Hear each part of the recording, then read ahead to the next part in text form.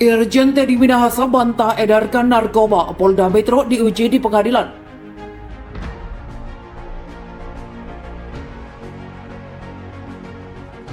Dilakukan penahanan secara resmi di Polda Metro terhadap Pak Irjen TM sampai dengan 20 hari ke depan.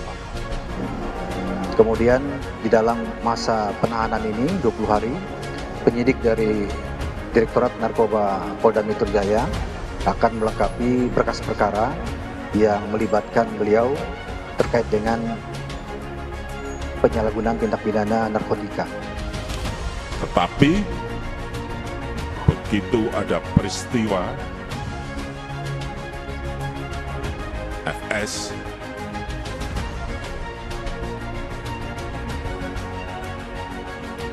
runyam semuanya dan jatuh ke angka yang paling rendah.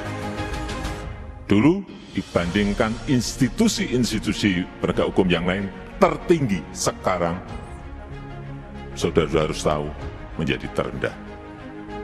Ini yang harus dikembalikan lagi dengan kerja keras saudara-saudara sekalian.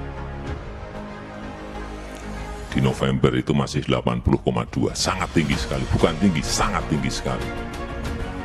Sekarang kemarin Agustus berada di 54. Jatuh. Terus sangat rendah sekali.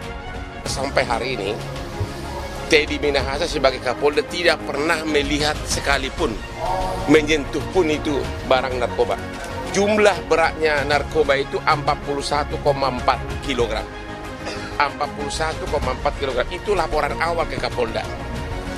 Tapi sehari sebelum rilis tanggal 14 Juni 2022, tiba-tiba ditimbang berkurang menjadi 39,5.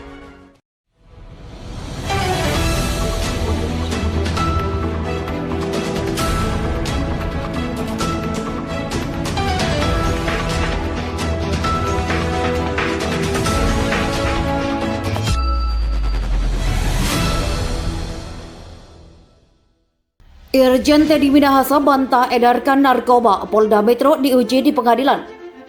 Liputan6.com beredar sebuah pesan yang menyatakan bahwa Irjen Teddy Minahasa tidak melakukan tindak pidana peredaran narkoba. Menanggapi hal tersebut, Polda Metro Jaya mengatakan hal tersebut dapat diuji nanti di pengadilan. Ini bisa diuji dalam pengadilan, ungkap Kabid Humas Polda Metro Jaya Endra Zulpan dalam konferensi pers. Dalam penetapan tersangka, Zulpan menjelaskan sudah memiliki 2 barang bukti yang dinilai kuat untuk dapat menetapkan Teddy menjadi tersangka. Penetapan tersangka ini sudah melalui proses yang panjang, khususnya gelar perkara, pembuktian dengan minimal menggunakan 2 alat bukti sesuai dengan pasal 184 KUHP, dan ini sudah dimiliki oleh penyidik dari Direktorat Narkoba PMJ, tegasnya.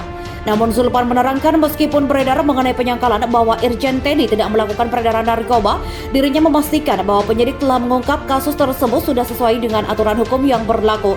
Kemudian menggunakan fakta-fakta hukum yang ada di lapangan yang kita temukan sehingga penyidik PMJ berkeyakinan terhadap penetapan tersangka beliau, ucap Zulpan soal pesan Teddy Minahasa.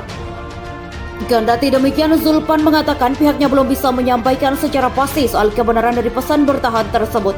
Terlebih kini Teddy sendiri sedang dilakukan penempatan khusus di Mabes Polri.